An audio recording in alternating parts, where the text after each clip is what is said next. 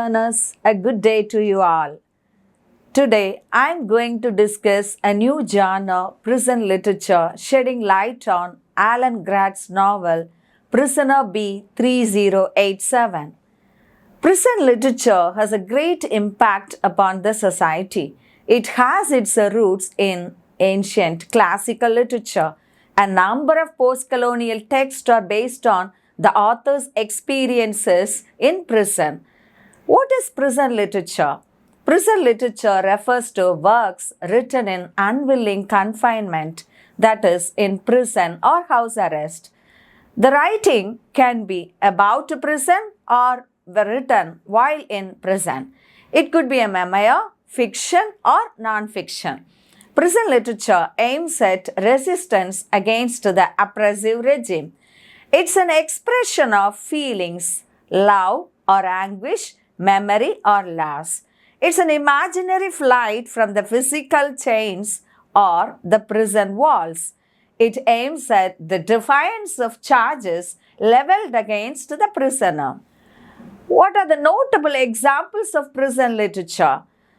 Boethius, the Roman philosopher, wrote his Consolation of Philosophy, and Marco Polo, the Italian explorer, wrote his travels from 1298 to 1299 while he was imprisoned.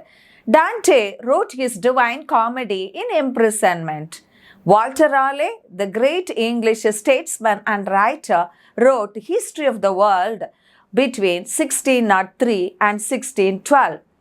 Jawaharlal Nehru wrote his letters that were later published as Glimpses of World History when he was imprisoned between 1930 and 1933. Let me give you a brief introduction about Alan Gratz. He was a great American novelist who penned nearly 20 novels for the young readers. He also wrote plays, magazine articles, and radio commercials. He published his debut novel Samurai Shortstop in 2006. He fearlessly dives into different genres, showcasing the ability to captivate the readers.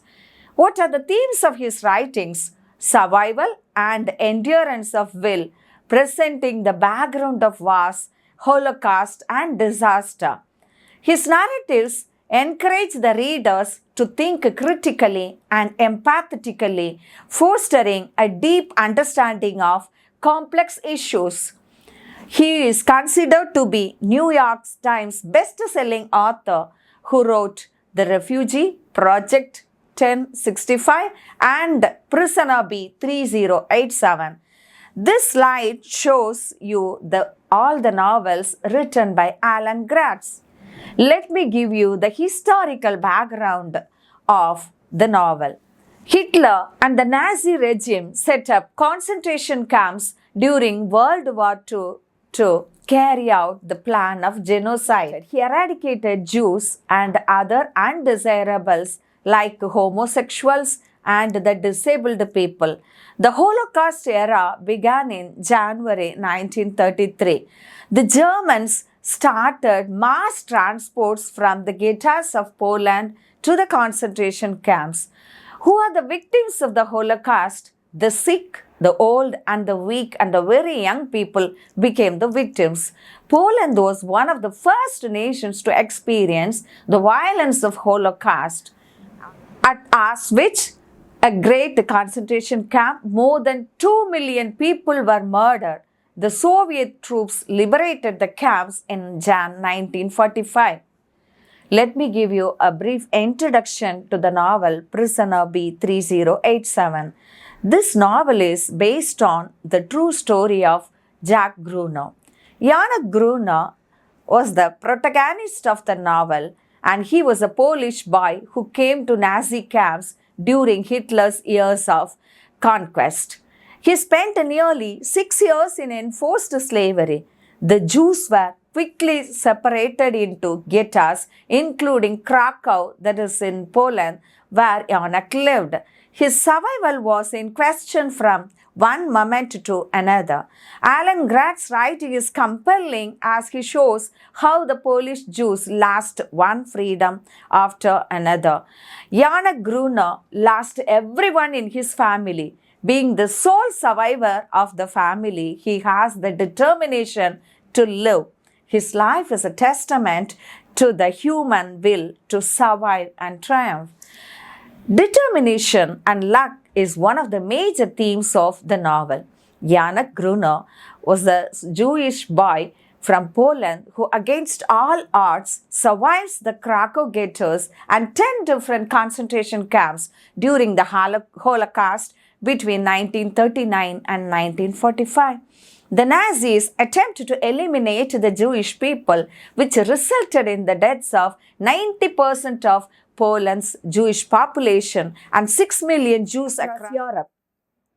Two key factors enable the people to survive trying situations. One is a combination of intense determination, and another one is extraordinary luck. The Nazis torture and murder all the prisoners, and their deaths are a result of the cruelest kind of bad luck. What you see is the concentration camp. Nazi officials established the first concentration camp, Dachau. It was established in 1933 for the political prisoners. The major purpose of the earliest concentration camps during the 1930s was to imprison the leaders of political, social and cultural movements that the Nazis perceived to be a threat to the survival of their regime. It also relegates them to a number of rather than a full, meaningful human society. And this, what you see here, is the concentration camp Plazo. It is under the commandment of a man called Amon Goeth. He was a very cruel person. During Janek's first roll call, Goeth sets his two dogs on the prisoner standing right behind him, and another man is shot during the same roll call for not doffing his cap correctly. Janek feels as though he had survived a battle. The Nazis are so uncaring about who lives or dies. And his uncle Moshe helps him by giving him tips as to how to conceal his identity in front of the Nazis. This is another concentration camp, Birkenau, in 1944. Janek recognizes how much of one's survival is contingent upon luck. He is lucky to get a pair of wooden shoes that fit because all the prisoners have to walk a long distance and it is he who gets a pair of shoes.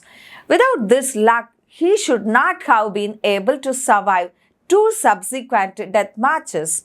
His survival comes merely out of luck. He is placed in the gas chambers at Birkenau. Usually, the prisoners are let into the gas chambers and they are burnt to death. But fortunately, water comes from the taps, and so he is very happy and he feels as if he even laughs and cries out of joy. He is not a person from Krakow, not the son of Oskar and Mina Gruner, and a person who loved books and science and American movies. What are the brutal conditions of the camps? Starvation, labor and exhaustion, and disease and injury. These are the brutal conditions the prisoners have to undergo in the concentration camps. Janek Gruner, he suffers a lot in the concentration camps. He remembers his earliest days and he longs, to quote, "If I had known what the next 6 years of my life were going to be like, I would have eaten more. I wouldn't have complained about brushing my teeth or taking a bath or going to bed at 8 o'clock every night. I would have played more, laughed more. I would have hugged my parents and told them I loved them. But I was 10 years old. I had no idea of the nightmares that was to come." At last, Yanak, in the midst of all the problems and tortures given by the Nazis, he is able to survive because of his resolution. Yanak learns that physical survival is more than just endurance. It becomes a skill set. He must be resourceful and observant to avoid danger. He stays alert to the whims of Nazi gods, are learning to navigate the underground networks of prisoners who share food and protection.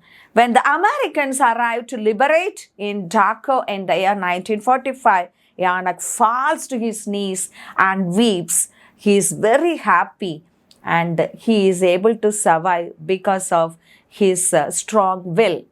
I hope learners, you have understood what is prison literature. Thank you so much.